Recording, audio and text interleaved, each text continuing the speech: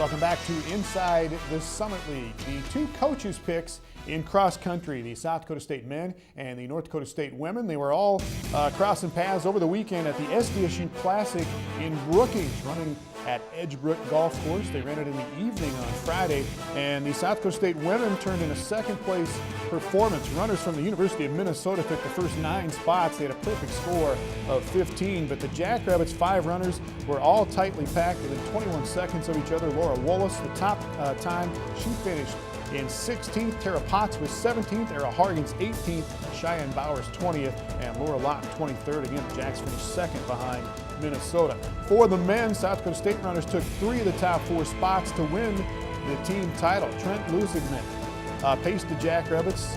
He was first of 69 runners over the 8,000 meters in a time of 24 minutes, 59.13 seconds. He finished 20 seconds ahead of the nearest competitor. That was his teammate Michael Kersnack, who finished in 25:19.90. Drew Kraft added a top 10 finish for the Jackrabbits with a 9th place finish, and the Jackrabbits cruised to the team title with 25 points. Minnesota State Moorhead was second, North Dakota State third with 80, and he was Rod DeHaven, the SDSU cross-country coach. Well, we're always excited to have a home meet and have a lot of the alumni come back. And it was a beautiful evening and some great competition. The women's side, I thought we ran really well. On the men's side, we learned some more things about our team, and that's okay for this time of the year. And we know we got a lot of work to do, but I think we're in a good position, and it was good to get a race in at home in particular.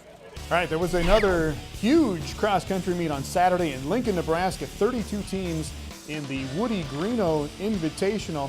On the women's side, the 6K race, Amanda Vortman from the University of Nebraska Omaha was 5th overall. Amber Eichhorn from South Dakota was 6th, right behind her. Air Force won the team title. South Dakota was 2nd, Kansas State 3rd, and Omaha finished 8th on the women's side. For the men in the 8K race, Jeff Metler from the University of South Dakota was 5th in a time of 24:58.1. Colorado Mines won the team title. Air Force was 2nd, and South Dakota finished 3rd at the Woody Greeno Invitational over the weekend. Well, every week, the Summit League picks their players of the week, and let's take a look at the recipients this week. Started with volleyball, a couple of South Dakota kids. Offensive player of the week is Kendall Crittenbrink, a sophomore hitter from Gretna, Nebraska. For the week, Crittenberg, a .308 hitting percentage, 45 kills, averaged 5.62 kills per set. Defensive player of the week is from the Jackrabbits, Shea Barath, a senior from Marshall, Minnesota.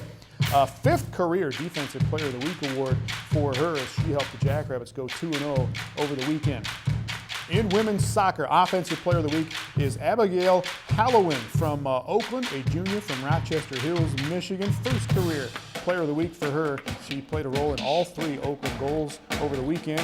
Defensive Co-Players of the Week, Sam Pavlica from Fort Wayne, their freshman keeper. It's her first honor, notched a double overtime shutout victory over Miami of Ohio on Saturday. And Shannon Coley from Oakland, 2nd straight and 3rd career Defensive Player of the Week award for her. And in men's soccer, Offensive Player of the Week is a freshman midfielder from Omaha, Giovanni Giattino.